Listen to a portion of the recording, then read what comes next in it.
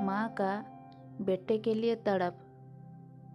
अगले शुक्रवार को वंदना अपने एक दोस्त की शादी की पार्टी में जाने वाली है।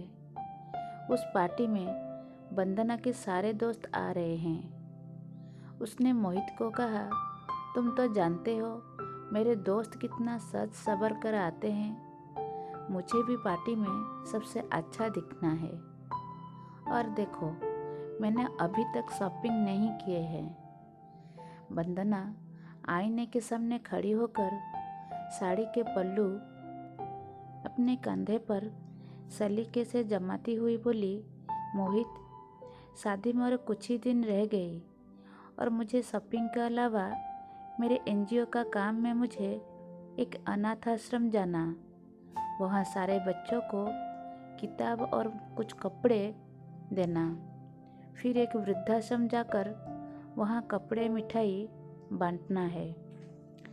मोहित, तुम सुन भी रहे हो मैं क्या बोल रही हूँ? मोहित थोड़ा चिढ़कर बोला, हाँ हाँ बाबा, सुन रहा हूँ। मैंने तुम्हें कब मना किया था? शॉपिंग के लिए घर में गाड़ी है, चली जाती और तुम भी किसी आश्रम में दे आती जो तुमको देना है और अपनी नेकी करती। फिर मोहित अपनी शर्ट की बटन लगाते हुए बोला, अब और कितने देर लगाओगे तैयार होने में? मोहित ने कहा, आज ऑफिस में मेरा बहुत काम है। मुझे आज अपनी स्टाफ को दिवाली की बोनस बांटने जाना है और एक क्लाइंट के साथ मीटिंग भी है। जल्दी करो वंदना, मेरे पास टाइम नहीं है।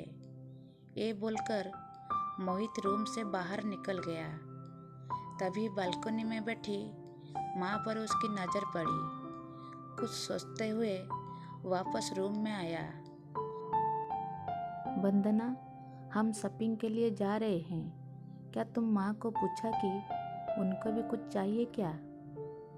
वंदना बोली, नहीं, वैसे भी अब उनको इस उम्र में क्या चाहिए?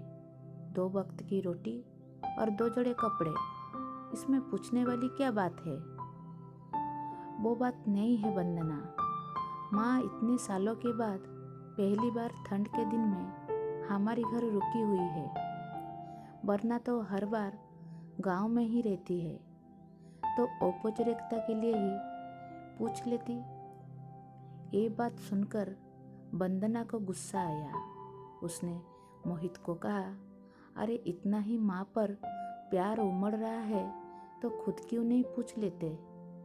एक कहकर वंदना अपने हैंडबैग को पकड़ के तेजी से बाहर निकल गई।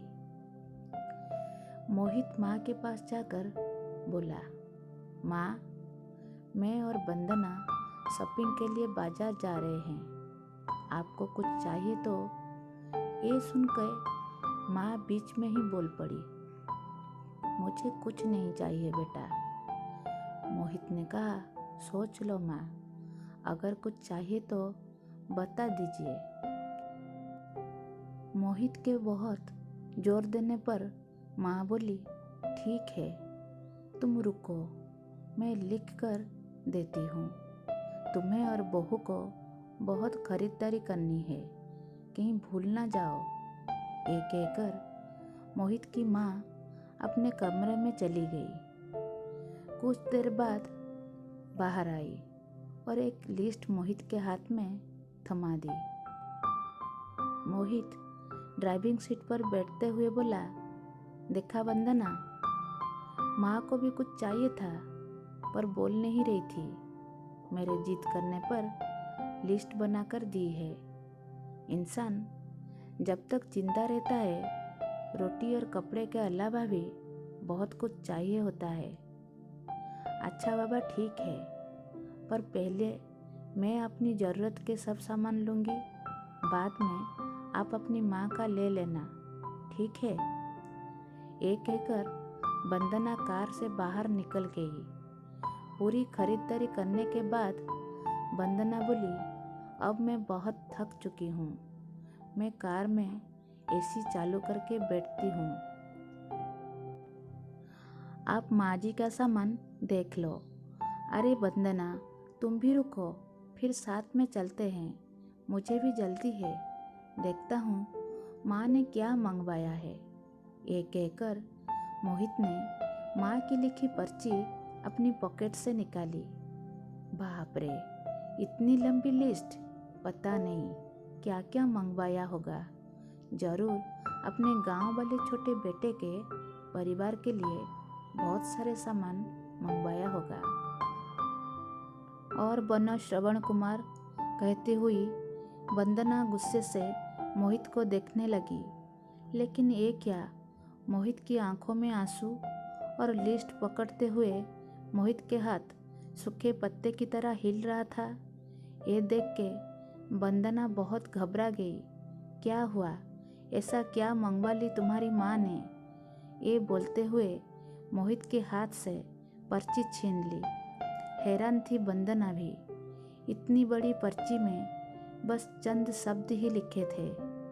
पर्ची में लिखा था, बेटा मोहित, मुझे तुम्हारी किसी भी अवसर पर कुछ भी नहीं चाहिए।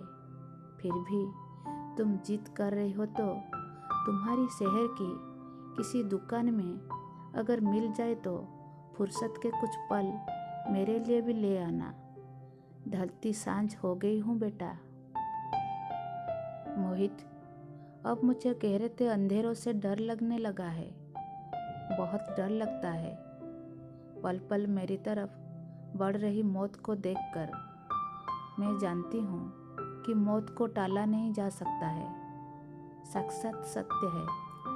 पर अकेलापन से बहुत घबराहट होती है। इसीलिए बेटा, जब तक तुम्हारे घर पर हूँ, कुछ पल बिताकर मेरे पास कुछ देर के लिए ही सही बांट लिया कर मेरे बुढ़ापे का अकेलापन अपने साथ।